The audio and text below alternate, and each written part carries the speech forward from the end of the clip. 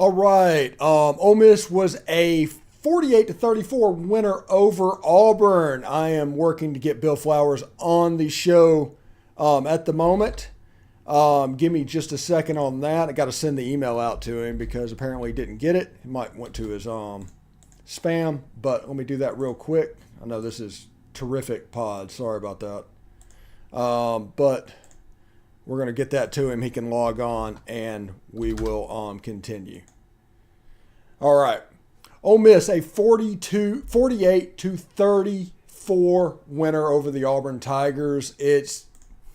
I know some people are going to say, hey, we need to, fire everybody, burn it down, let's all start over. The defense is terrible. I understand that. I get that. But much like Arkansas last year, I think this was that game. Okay? I think this was that game. Ole Miss offensively ran for 448 yards.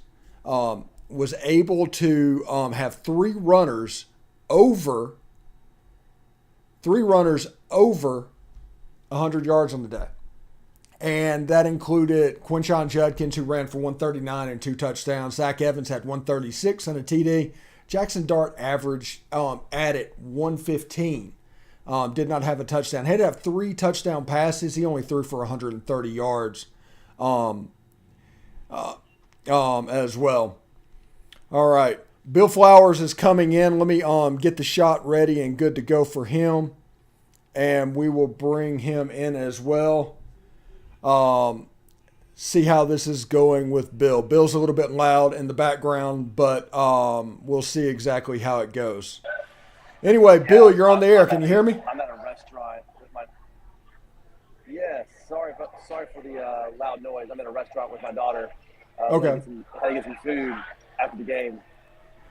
Yeah, we won't hold you that long this time. What did you think about the ball game? I was really disappointed. You heard me last week.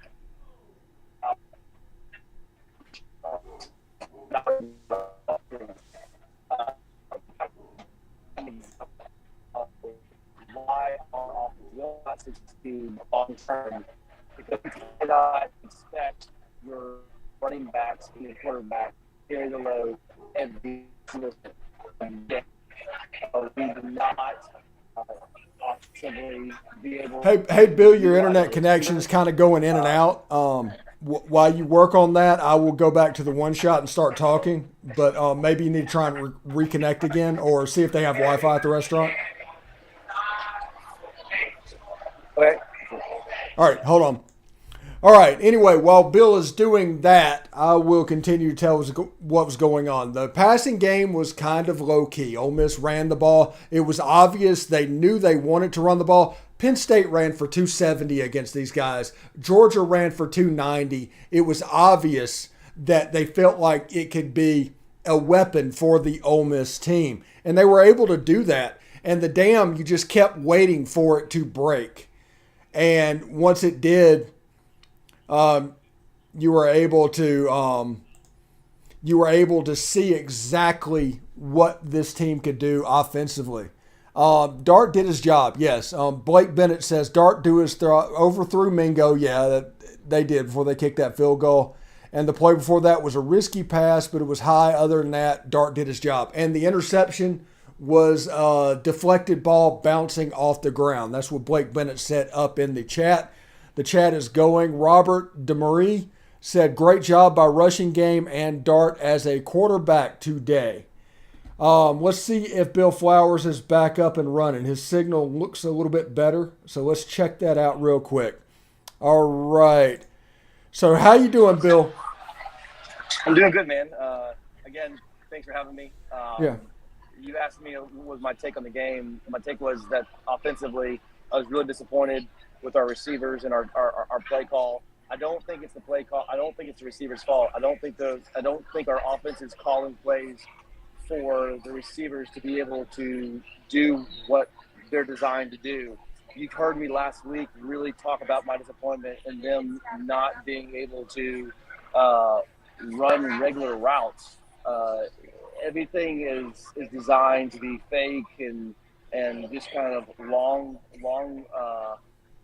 played out routes. There's nothing to be able to do your 3-step, get the ball out of your hand quick. Every time we did something like that, it prolonged the drives. That was my biggest takeaway, was that our passing game is really disappointing, and it's the play calling. Jackson Dart's not given the ability to do. It's not giving the chance to do what he needs to do. Defensively, obviously, just the tackling was just atrocious. And those are the two things. You tackle better, defensively, you do fine. Offensively, if you're able to establish a pass through getting 3 and 4-step drops and getting the ball out of your hand, we're going to do great. But we don't do that, and I don't have an answer for it. Yeah, one thing that was interesting to me, now Ole Miss scored 48 points, so the offense wasn't, deficient or anything like that. But that donut-sized hole around the middle of the field with Trigg being out, it appeared again. It reared its head again. And I don't know if that was intentional this week or because they were counting on the run game, or that was a deficiency. I do not know. Yeah, so last week, you heard me just really hype on why can't they run a regular route tree. This is a prime example. Our offense was disappointing. I don't care how many points we put up on it. Auburn is not a good team. Offensively, we were not able to establish the pass. Our receivers couldn't get off the line. They don't run regular routes. They don't prolong drives consistently. Ole Miss will not win against Alabama if we cannot establish a pass to be able to get 3-step, 4-step drops and run regular curls, hitches, dig routes, being able to run a real offense, not gimmicky stuff. Our run game is great. Obviously, when you're Jackson Dart's running the ball, it magnifies our run game. He has to be involved in it. But you cannot just say we're one-dimensional run team, and that's what we were today. Yeah, and I hear what you're saying, but when Ole Miss scores 48 points today, it's hard for me to hammer too hard on the offense and the play calling. The defense, to me, it was surprising to me that they chose to not blitz a quarterback that has struggled against the blitz. And whenever he was rattled and forced to think quickly, he was supposed to do that. But they didn't do that and allowed him to get some confidence. That was upsetting to me. This was almost view this like the Arkansas game last year. Well, I will agree. So the first half, we played just like we said that they were going to have to play. Stack the box, pin your ears back, and say, we are going to live and die by being aggressive.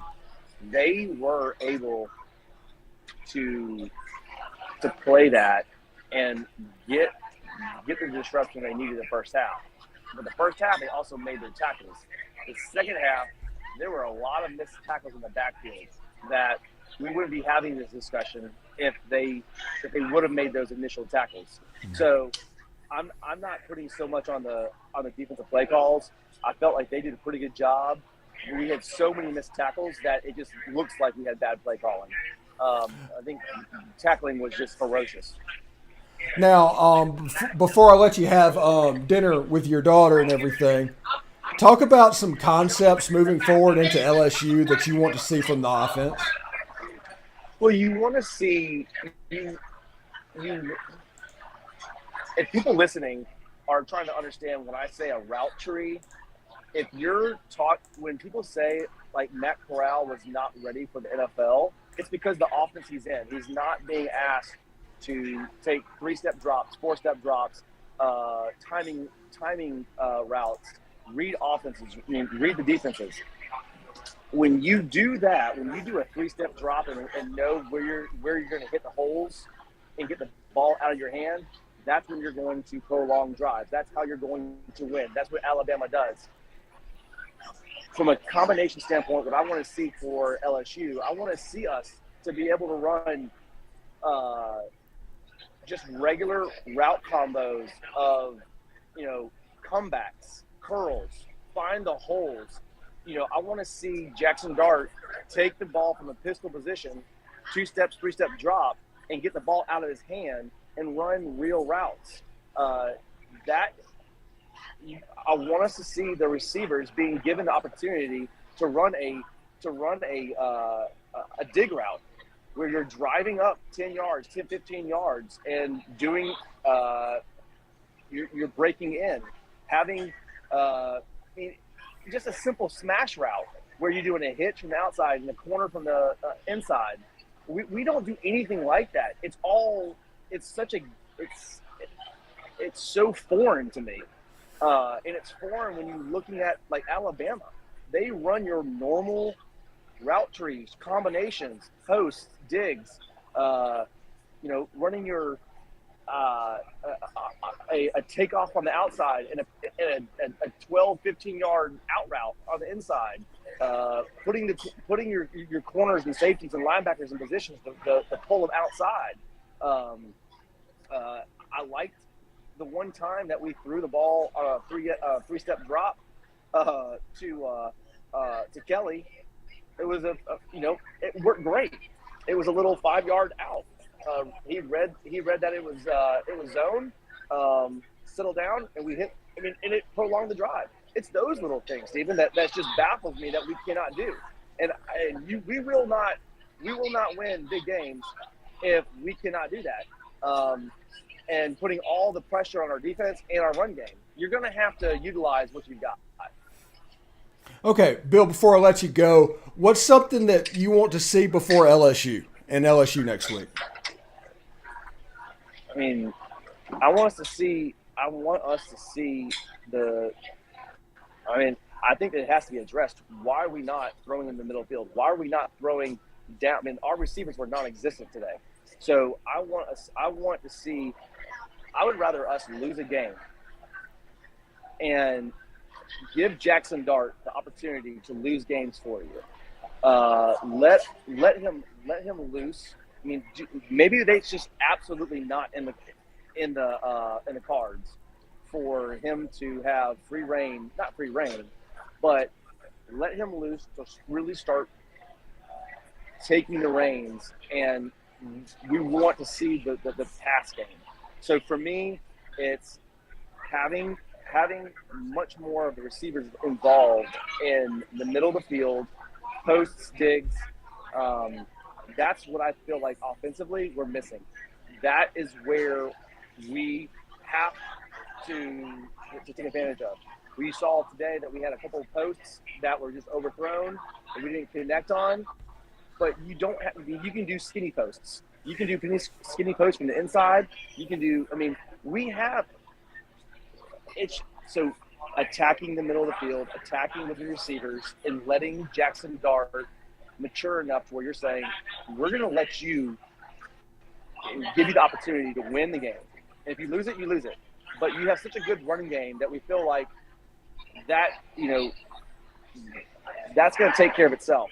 So offensively, that's what I want to see. That's what I feel like we have to do. Defensively, just making our tackles. I think this week they have to just get those guys and have them understand that y'all played well schematically, but y'all just did not make the tackles that you needed to do.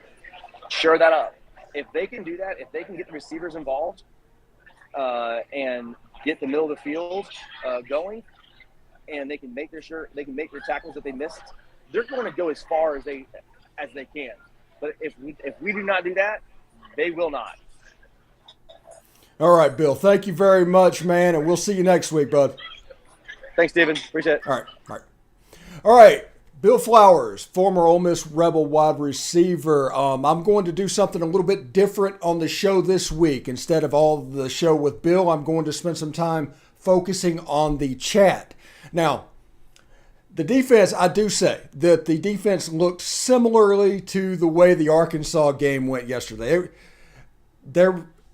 Kentucky has tried to play murder ball on Ole Miss. Didn't work. Vanderbilt tried to play murder ball on Ole Miss. Didn't work. Auburn tried to play murder ball, and Tank Bigsby is one of the best running backs in the country. He's just severely underused by Auburn at the moment. They were able to work it. They ran for over 300 yards. They have some issues on that side of the ball. Here's the good news. There's really only one other team on Ole Miss's schedule that you have to worry about murder ball that can actually perform at a high level and pull it off. And that is against Arkansas. And you take the Hogs and what they're doing, they can absolutely do that. They have some deficiencies defensively as well.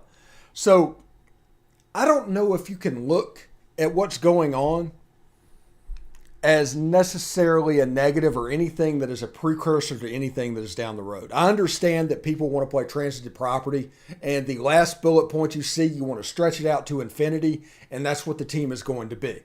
But it just doesn't work that. The team next week against LSU could be extremely up.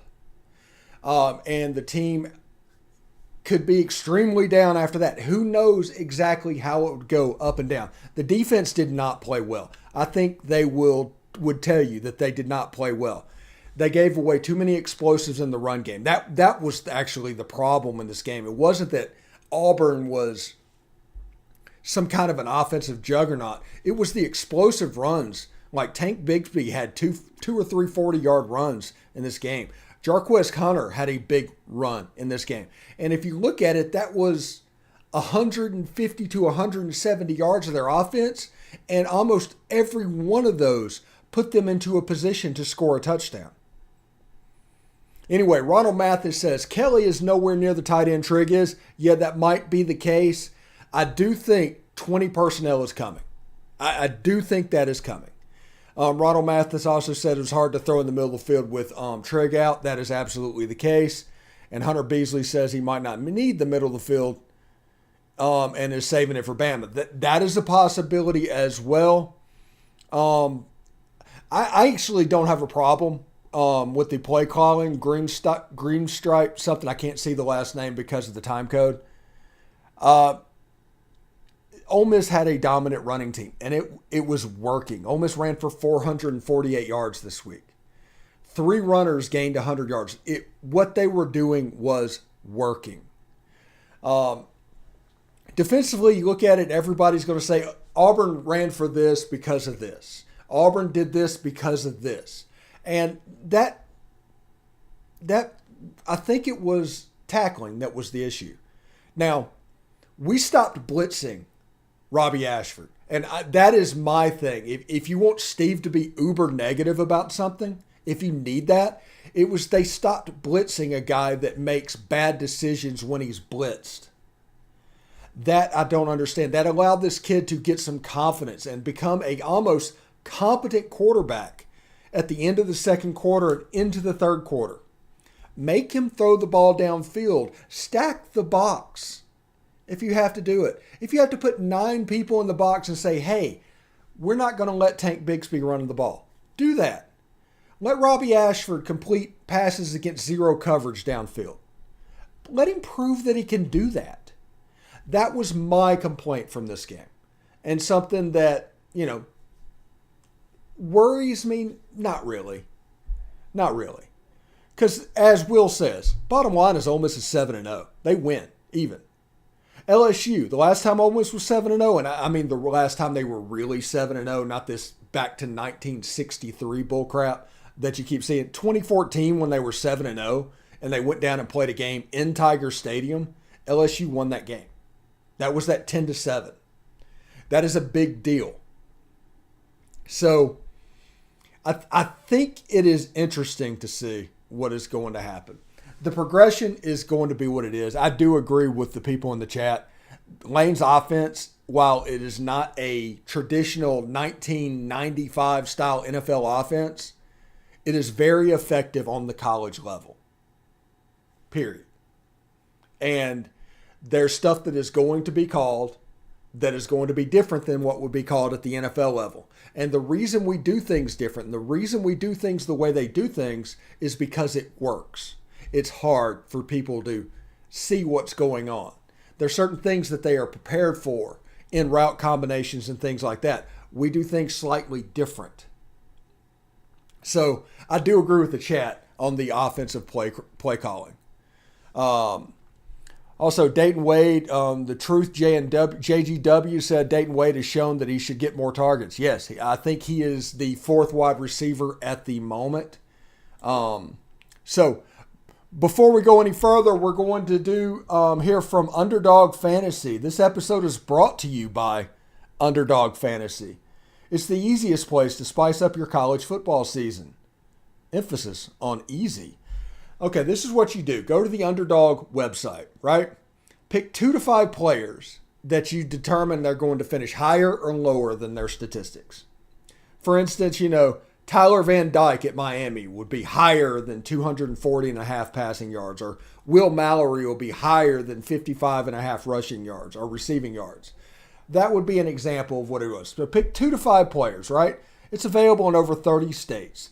Go to the website and sign up with promo code LOCKEDON. That's one word, locked on.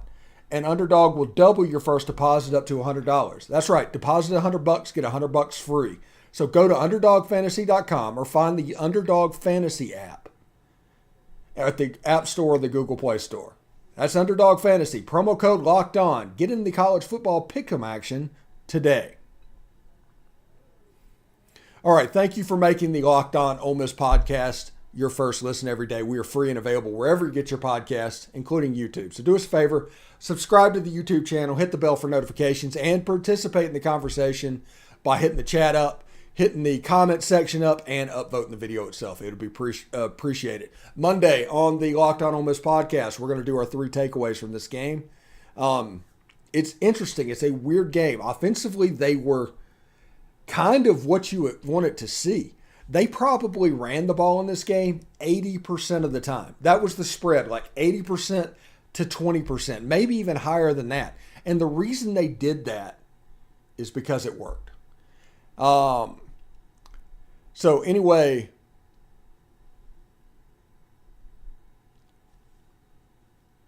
yeah, Tank Bigsby over 170 yards. He is one of the best running backs in the country. They misused him all year, but he is one of the best running backs in the country. He's a good back, a really good back. Jarquez Hunter is a good back as well. They have problems on the offensive line, and they have problems at quarterback. That is Auburn's issue. Their defense is actually pretty good too. They have a good front. Colby Wooten, Derek Hall, those guys, they're good players. They have some struggles at linebacker. I talked all last week how linebacker was the biggest question mark that they had coming into this game, and their secondary is pretty good. I think they were kind of scared to turn Jackson Dart loose on that secondary a little bit, but it all worked out. Ole Miss won the game. Auburn never had the ball with a chance to tie the game in the second half. Remember that. Auburn never had the ball where they could go down and tie the game in the second half. As crazy as it was, as anxious as people felt, Ole Miss was in control of that game. It was essentially a 2-score game most of the game. Now, there might have been anxiety before the onside kick was taken, which, by the way, Jonathan Cruz, one of the best transfer players that Lane Kiffin has had, period. Out of all the people that transferred into Ole Miss this year, Jonathan Cruz and his cruise missiles, right there. Him shoring up the kickoff position, the field goal position, all of this stuff all at once, absolutely fantastic. But Ole Miss is 7-0. Michael, our defense was awful today. Awful. Our run fits were just so discouraging. So discouraging. But it's like I said earlier in the show, this reminds me of that Arkansas game last year.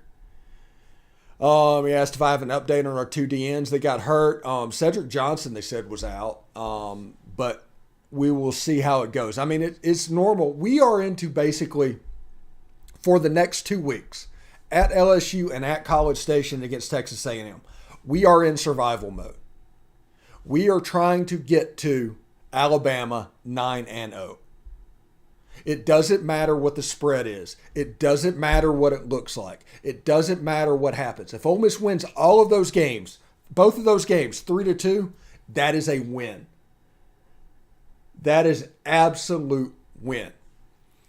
But yes, Michael Specs, it was a rough game tackling. There's only, like I said earlier, there's only one other team that can play Ole Miss the way that Auburn game planned offensively against Ole Miss.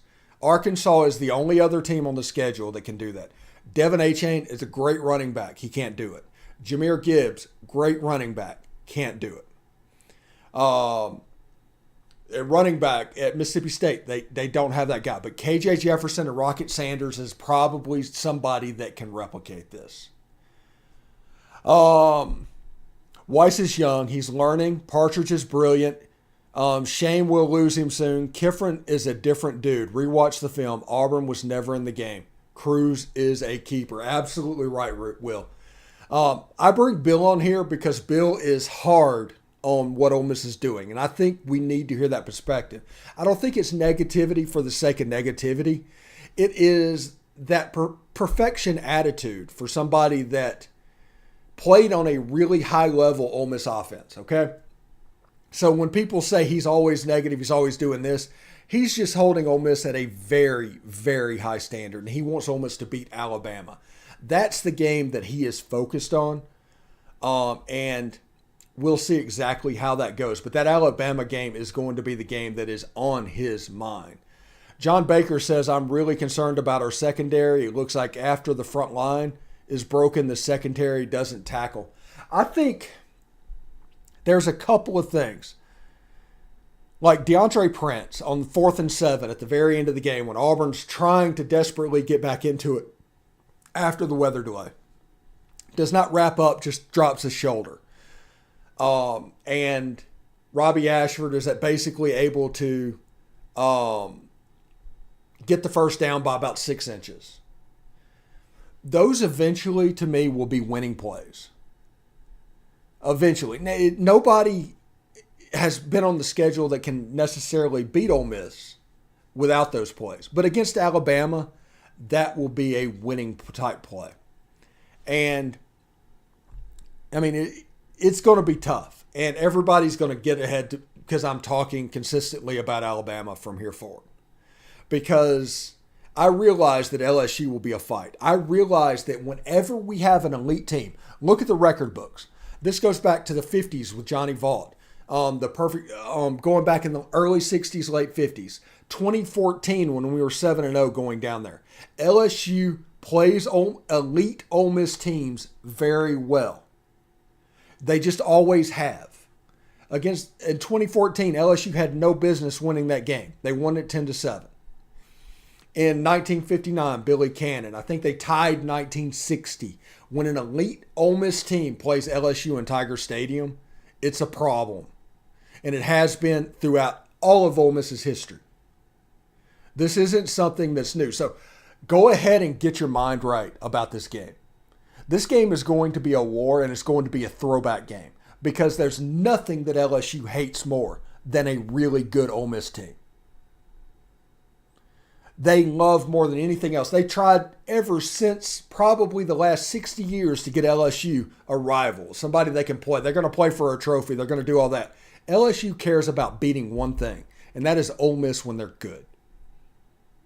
When LSU is good and Ole Miss isn't, they can just brush it off. But when Ole Miss is good, this game gets special.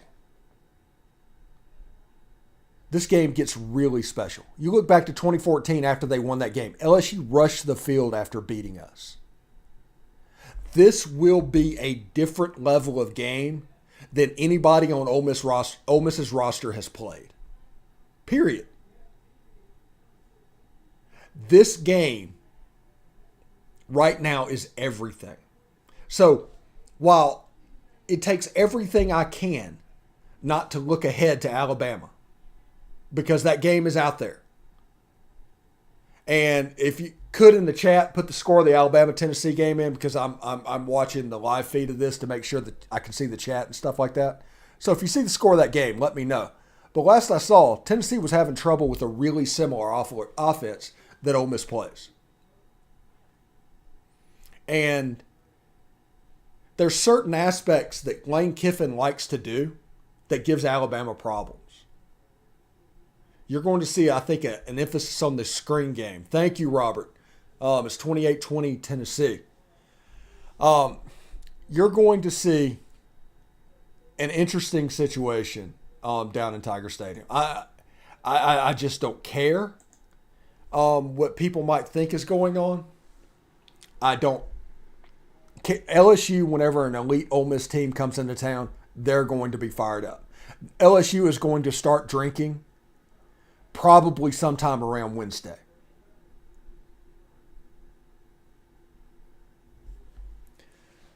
Ronald, you're absolutely right. He says, take today's team to Death Valley next weekend and we get an L. D looked very bad today. Gap integrity sucked. Couldn't get off the blocks, missed tackles. But the good thing is, you don't have to play them with this team. You can make corrections. And I am certain they're going to attack this week because let's be real for a second. I know everybody sees the logo on Auburn's helmet, but the reality is they haven't been very good, and the film shows they haven't been very good. So I'm not expecting a team to get up the way a good Auburn team would cause Ole Miss to get up, and Ole Miss could play this way against a good Auburn team. So I view this kind of similarly than I do the Vanderbilt game last week. You can shame me if you want to. You can say whatever you want to say, but I went on radio stations all week. And if Ole Miss would have lost that game, I would have had a heck of a time on Twitter over the next 3 days. Because everybody talked about how cocky I was and all of this. If Ole Miss would have lost that game, I would have had a rough time on Twitter. Now, if they come at me, I'm just going to point out, I was like, Auburn taking moral victories over Ole Miss. That's how I'm going to handle that. Because this is a game that Ole Miss had the advantage in. Ole Miss has better players than Auburn. And if you look at the fact that Ole Miss, threw the ball 19 times or something like that. I think there were 9 of 19, but they ran the ball nearly 70. Think about that. They ran for 448 yards against an SEC team, against Auburn, who is traditionally a really good team in the SEC. But they ran for 448 yards, had 3 100-yard rushers. And Quinshon Judkins with 139 and 2 touchdowns. Zach Evans had 136 and a touchdown. Jackson Dart even ran for 115. Dayton Wade, running 4 or 5 jet sweeps during the game, ran for 60 yards. It's ridiculous.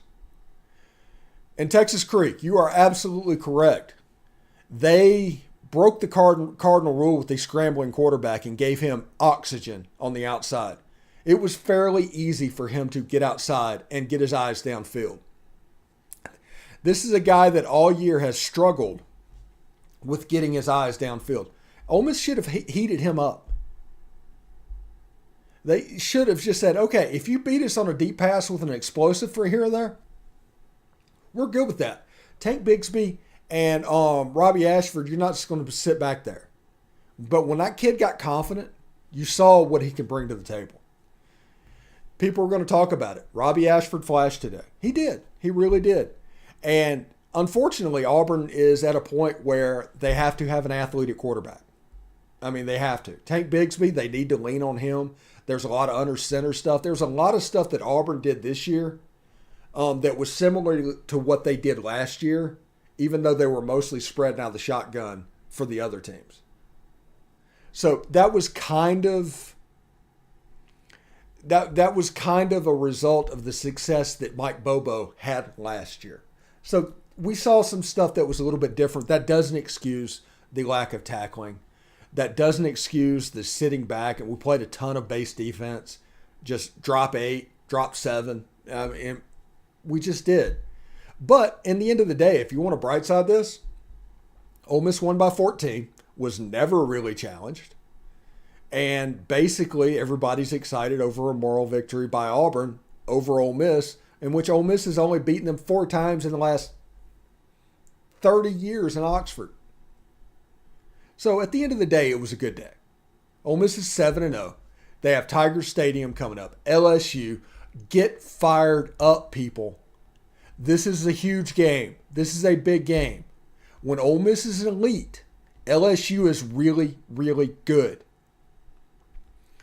It's in the DNA.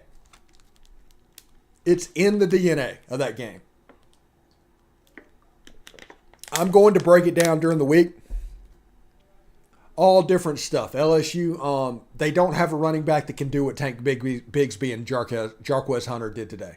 Emory is okay, but he is not that dude. They're probably going to try because that is the way to get to Ole Miss's defense. There's film of that now.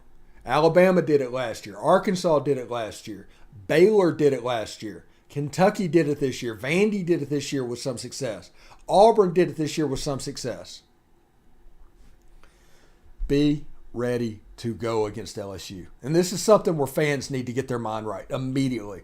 Don't worry about the run game today. Not important. It's over. Turn the page.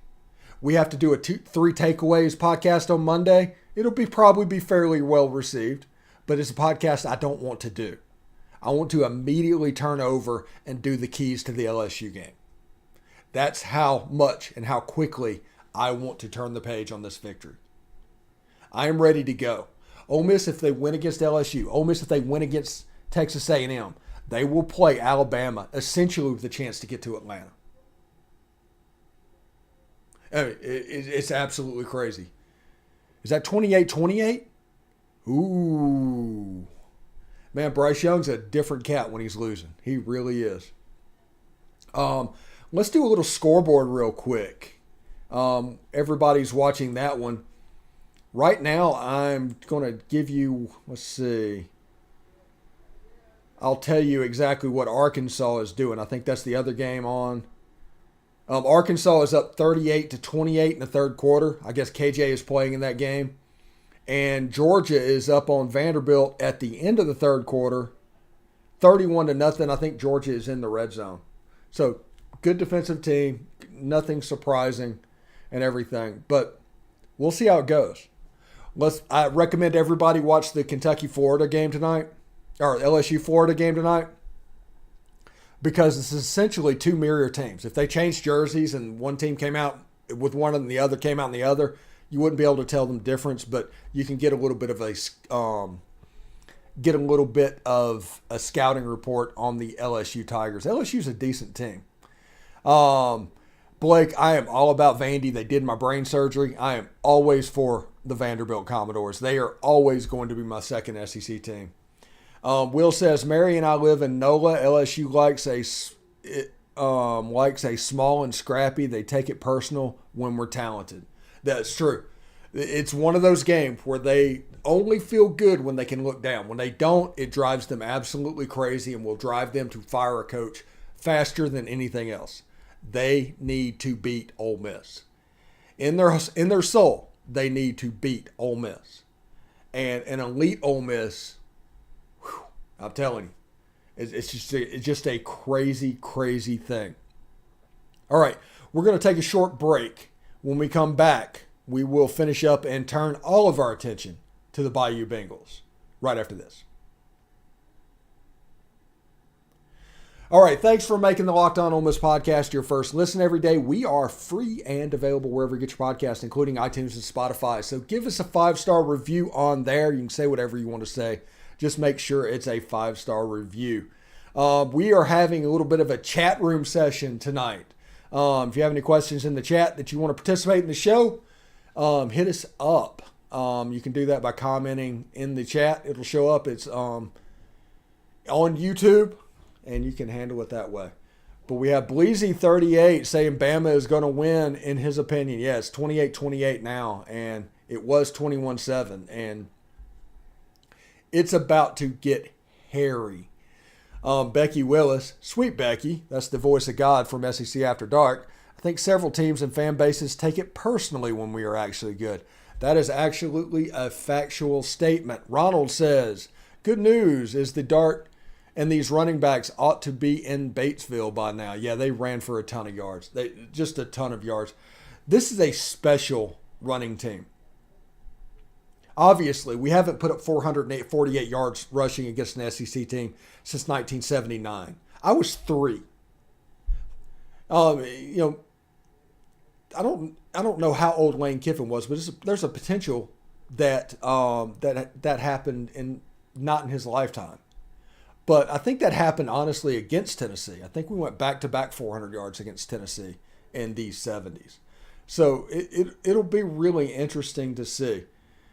Ronald Mathis says, we need Bama to win. They rarely lose another game after losing one traditionally. That is absolutely the case. Ronald Smithhart says, good news. Yeah, he's halfway to Batesville at this time. So we turn our attention to LSU. And LSU running the ball is similar to Auburn's, but don't freak out. This is a different style running team than what Auburn is going to do. Although they are going to try to pound us, because if you want to have success against our defense, you run the power. You play murder ball, you eat the clock, and you keep the offense off the field. This is not hard. Ooh, touchdown Tennessee, Blake Barnett. So I think everybody needs to take heart that LSU doesn't really have the ability to do this. Even with their running backs, Emory, those guys, they can't really play murder ball the same way that Tank Bigsby just did.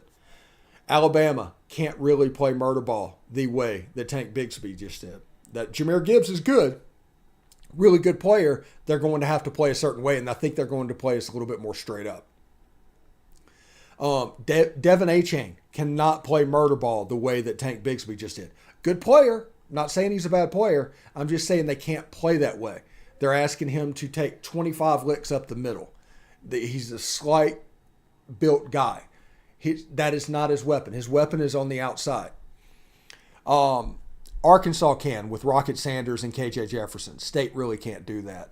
The Truth JGW says, do you think the passing game would be further along if Jackson Dart started from the beginning? Yes, I've actually said that. I think we cost him some developmental reps by this quarterback competition charade. Blake Bennett says, Bama isn't Bama this year. They are still Bama, but they aren't Bama. You know, that shouldn't make sense, but it absolutely does, Blake. And John Baker says, hate to belabor the point that our secondary doesn't improve when we go. We're going to have a world hurt against the rest of the schedule, especially if we don't want to lose against State. Yeah, we have a lot of football left to go. There's a lot of water that has to run under that bridge before Thanksgiving. And said people for the last 10 years. Yeah, exactly. I'm telling you, it's a good situation. Tell me if you like this format. Also, if you like just having the snippet of the expert and you just like the chat in the window talking about the game, let me know if that is something you enjoy. Because if that's the case, we can go a little bit longer. We can set our segments up different. Let us know. We're always trying to get better doing that. And one thing we were looking at was like, hey, let's make the chat more involved with people right now. So we thought it would try. Georgia's up 34-0 on the Vanderbilt Commodores. The line's 38, by the way. It's the end of the third quarter. So if Georgia doesn't score, Vandy covers. Robert says, absolutely love the chat interaction. Good. We can start doing this a little bit more often. I'm honestly impressed at the running game in this one because Auburn's a decent defensive front. Auburn's got good defensive players on the defensive line. They got good players in the secondary. To run for 448 yards against that unit, it's impressive. I mean, Zach Blackerby has a lot of stuff he's going to have to deal with this week at Locked On Auburn. And Brian Harsin is probably going to make it to the end of the season. This result probably saved his job during the bye week. So good for him for that. I think Brian Harsin, schematically, we were on him all week. If you listen to my show, we were absolutely on Brian Harsin. But their offensive game plan against Ole Miss's defense was on point. It was very good. I just don't think they have the horses to match what they need it to do. If Auburn had Bo Nix, if Auburn had a better quarterback that could run around and do that, it might have been a different result if we're going to be honest. But they were deficient at the quarterback position. Robbie Ashford, he played about as well as he has all season. He just didn't have enough gas in the tank, really, for Ole Miss. So I do appreciate all the kind words about the format today. I think we're going to do this chat segment for 2 segments for the rest of the year because I enjoy doing this. And that way you guys can ask all the questions and participate and feel like you're involved. And I think that needs to happen. But this Ole Miss team, do not get overly concerned. And people are going to look at it as skies falling and do whatever they have to do. Do not do that. I bring Bill on and talk to him because, like I said, his expectations are extremely high. And I sat through the class with David Cutcliffe. David Cutcliffe taught me coaching football. I was at Ole Miss at that time. And he was a perfectionist, okay? There's certain things. You can hear him talk about offense and the way he broke it down. He was an over-perfectionist. And sometimes it would sound negative whenever he was describing football. I think a lot of that rubbed off on Bill. I don't think Bill's being negative. I think Bill just has an insanely high standard from what he wants to see from this offensive unit. And it is obvious that we are running a modern offense with half-field reads, and we're doing things that can kind of protect Jackson Dart. So the offense is going to look a little bit different. But I'm okay with it. I'm okay with the running offense doing this. There's going to be some people that are upset with the way this offense looks. Believe it or not. You're going to have people that look at it as basically collecting players and things like that whenever there's football the way that they want to do it. The same people that still complain about parking your cars in the Grove. Those people. They want their Ole Miss offense to look a certain way. They are going to be upset about running for 448 yards versus an SEC team. Period. They just are. Now, the whole point of this is to win, right? And yeah, a hot dog hater, they really did get all their yards on third down. There were several explosives that happened on third down. And those explosive plays kind of jump-started their whole offense. If you take away Auburn's explosive, and I understand you can't, but if you took those away, you would be looking at an Auburn team that had 130 yards rushing if you took away like 4 explosive runs. So you have really bad tackling on 4 plays that gives them complete hope and changes the complete look of the game, energizes their sideline for a game that most of the time you play pretty well. But those 3 or 4 plays, you kind of messed up. And Tank Bigsby with his vision, man, there was a couple of times they were literally running outside zone to the left, and he ended up breaking it like it was an inside zone play in the middle. And he's just a really good player. He just really is. Tennessee is up 34-28. BYU has cut it to 38-35 in the third quarter, and Georgia is still up 34-0. Tonight at 6 o'clock Central Time on ESPN, LSU plays Florida. Watch that game if you want a snapshot of what Ole Miss is going into. And Mississippi State and Kentucky is getting ready to go at 6:30 tonight. It's getting ready to happen. Dalton Fondren says Bill was right about the offense, but we feel like the defense is more of a concern. Yes, absolutely. I just don't want everybody to assume that he's just really negative. It's just a personality thing. Jack Hochstetter, I hope I pronounced that right. The offense and the secondary are fine. We didn't throw because we didn't have to. That's absolutely correct. Ole Miss ran the ball like 67 times in this game. This was a game that I have not seen before from Ole Miss. I am 46 years old, and this is a game offensively I have not seen. I have not seen Ole Miss run that much on an SEC team. I just didn't. And Ole Miss was able to do that and honestly assert their will. Linebackers and D-line are where the problems are. Potentially, Jack, I think a little bit of that problem is based off of game plan. There are players that they can arm tackle and they have arm tackled. Tank Bigsby's not that guy. It's one of those things. You're not that dude. And he broke that arm tackle and he got into the secondary and all of a sudden it was a 40-yard run. I'm not going to overly throw them in the waste bin defensively. I'm going to chalk this one up to a bad game. As simple as that. And the next two games, it is all about survival. All about survival. If you win the next two games 14-13, that's all that matters. Just get out with a W. Get to the bye week 9-0. That is the goal. But you can't get to 9-0 unless you get to 8-0. And the LSU Tigers love beating an elite Ole Miss team. The Truth JGW says, I think the long onside kick was crucial and maybe the game could have swung the other way without it. Yeah, Lane Kiffin's a top 5 coach in the country. That was a brilliant call. It was seen in the coaching room. The way that Auburn set up on their onside kick, they put a player back at like their own 45-yard line. He had so much room to get. He had 20 yards to get there. The Ole Miss player only had 10 yards to get there. So that allowed them to easily recover that. Schematically, their onside kick position, their kickoff return positioning was lacking. It was seen by Lane Kiffin. That onside kick allowed Ole Miss to reassert control in that game. And honestly, after that onside kick and they went down and scored the touchdown and went up by 10, the game was over. Auburn, I think, scored again after that maybe. I think they kicked a field goal out of that to cut it to 7, but the game was over. Auburn never had the ball in the second half, driving the ball with a position to tie the game. It just felt weird. It was just one of those games that felt really weird. It just is what it is. Now, what are you guys looking forward to seeing against LSU this weekend? Georgia just scored 41-0 in the fourth quarter.